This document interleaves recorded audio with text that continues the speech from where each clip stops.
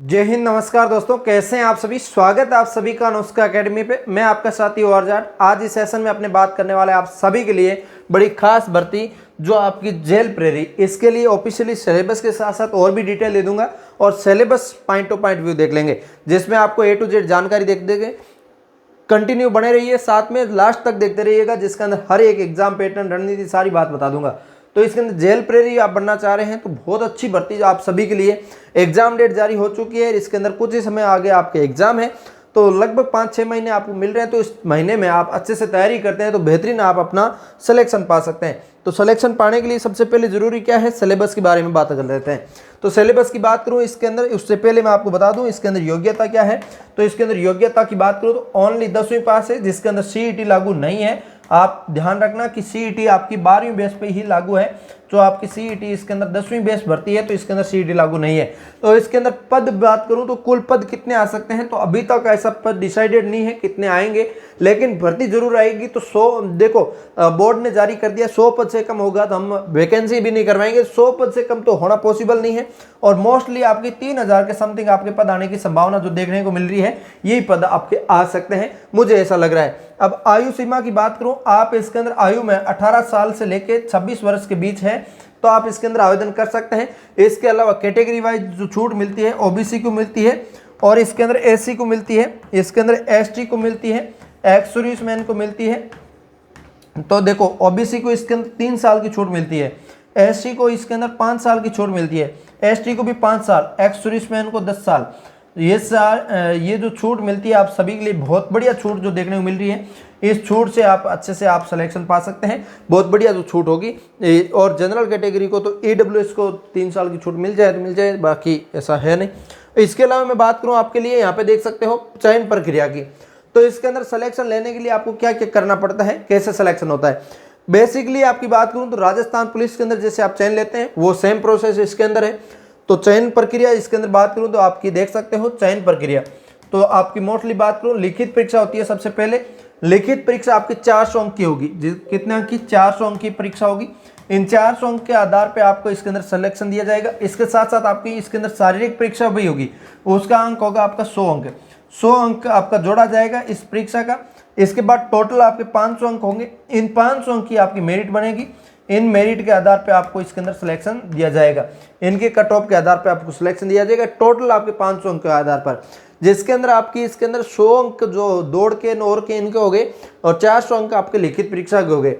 तो लिखित परीक्षा में आप सभी इससे सोच रहे होंगे क्या पूछा जाता है क्या नहीं पूछा जाता है, वो देख लेते हैं। देखो लिखित परीक्षा के अंदर बात करूं, ये सिलेबस हो गया। सिलेबस आपका एक्सप्लेनेशन देख देते हैं, जिसके अंदर आपकी रीजनिंग होगी। आपकी रीजनिंग के अंदर आपको बता दूं कि इसके अंदर बेसिक जितने भी प्रश्नावली आती है रीजनिंग की, जो 10-12 प्रश्नावली है, वो आप बेसिक वाली प्रश्नावली आपको पढ़ते जाना है। इसके अंदर कौन कौन से टॉपिक है वो मैं आपको बता दूंगा। टेलीग्राम के ऊपर PDF मिल जाएगी, जाके आप डाउनलोड कर लेना, अच्छे से आप पढ़ सकते हैं, ठीक है। जिसके अंदर रीजनिंग की बात करूं तो आपके 45 प्रश्न पूछे जाएंगे। कितने प्रश्न होंगे इसके अंदर? 45 प्रश्न। तो इसके अंदर एक चीज ध्यान रखना, टोटल आपके कितने 400 अंक का पेपर होगा। 400 अंक का पेपर होगा तो इसके अंदर 100 क्वेश्चन पूछे जाएंगे। 100 क्वेश्चन, एक क्वेश्चन कितने मार्क्स का हो गया? 4 मार्क्स का। तो इस हिसाब से आपके इसके अंदर 45 जो आपके है, 45 है तो 180 अंक का मार्क्स का आपका रीजनिंग हो गया। तो रीजनिंग काफी अहम रोल रखता है इस एग्जाम के लिए। रीजनिंग के साथ साथ कुछ प्रश्नावली मैथ की भी आएगी। आप ऐसे मत कह देना ये तो मैथ की प्रश्नावली इसके अंदर आ रही है। इसके अंदर 180 अंक दे रहे हैं तो मैथ्स का इसके अंदर नाम नहीं दिया, सिर्फ रीजनिंग का दिया है, लेकिन आपको मैथ की प्रश्नावली भी इसके अंदर इंक्लूड की जाएगी। अनुपात समानुपात हो गया, प्रतिशत हो गया, ब्याज दर हो गया, ऐसी छोटी छोटी प्रश्नावली आपके लिए इसमें ऐड होगी। इसके अलावा बात करूँ इसके अंदर 25 अंक का क्या आएगा, जिसके अंदर साइंस आएगा, GK आएगा, GS आएगा, करंट अफेयर्स आएगा। ये टोटली आपका 100 अंक का होगा। कितने अंक का होगा? 100 अंक का। ये 100 अंक का पूछा जाएगा, जिसके अंदर करंट अफेयर्स होगा। करंट अफेयर्स के साथ साथ आपका इसके अंदर क्या होगा? साइंस होगा। साइंस के साथ साथ इसके अंदर क्या होगा? GK होगा। GK कौन सा? India GK। इंडिया GK जो होगा आपके लिए इसमें होने वाला है। इंडिया GK के अंदर बात करूं, इंडिया की हिस्ट्री आ जाएगी, इंडिया की ज्योग्राफी आ जाएगी, इंडिया की पॉलिटी आ जाएगी। ये 3 सब्जेक्ट आपको थोड़ा सा इंडिया का देखना पड़ेगा।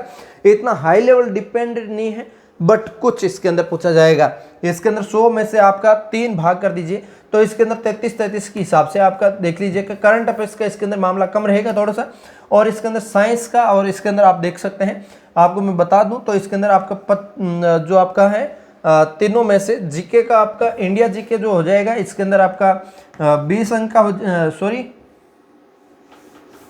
40 अंक का इंडिया जीके आएगा इसमें, और 40 अंक की इसके अंदर साइंस आएगी, और 20 अंक की इसके अंदर करंट अफेयर्स आएगी। इस टाइप से आपका इसके अंदर देखने को मिलेगा, ठीक है। और इसके अंदर मैं बात करूं आपके लिए राजस्थान जीके का, राजस्थान जीके इसके अंदर अहम रोल रखेगा, जो कि 120 अंक का आएगा। आप इसके अंदर बेस्ट से बेस्ट कर सकते हैं, तो एक तो रीजनिंग करिए, एक राजस्थान जीके करिए, जिनसे आपका स्कोर अच्छा स्कोर होगा। जिसके अंदर राजस्थान जीके के अंदर बात करूँ, राजस्थान जीके जो आएगा इसके अंदर आपका, जिसके अंदर आपका हिस्ट्री पूछा जाएगा, एक तो हिस्ट्री के साथ साथ आपकी पॉलिटी पूछी जाएगी, इसके अंदर आपको कल्चर पूछी जाएगी, इसके अंदर कल्चर होगी, इसके अंदर आपकी ज्योग्राफी होगी, ये सारा इसके अंदर चारों सब्जेक्ट होंगे। और इसके अंदर बेसिकली जितने भी टॉपिक्स आते हैं, राजस्थान पुलिस का अंदर ऐसे टॉपिक वाइज सिलेबस डिसाइडेड नहीं है, तो इसी टाइप से इसका भी टॉपिक वाइज सिलेबस डिसाइडेड नहीं है। जैसे ही कोई सिलेबस टॉपिक वाइज डिसाइडेड होगा तो इस टाइम एक बार फिर से आपको इन्फॉर्मेशन दे दूंगा, फिर से आपको बना दूंगा। लेकिन अभी के लिए आपको राजस्थान के हिस्ट्री, पॉलिटी, ज्योग्राफी, कल्चर, ये चारों सब्जेक्ट अच्छे से तैयार करना है और अच्छे से पढ़ना, हर एक टॉपिक आपको अच्छे से पढ़ना है, तभी जाके इसके अंदर अच्छे से कर सकते हैं।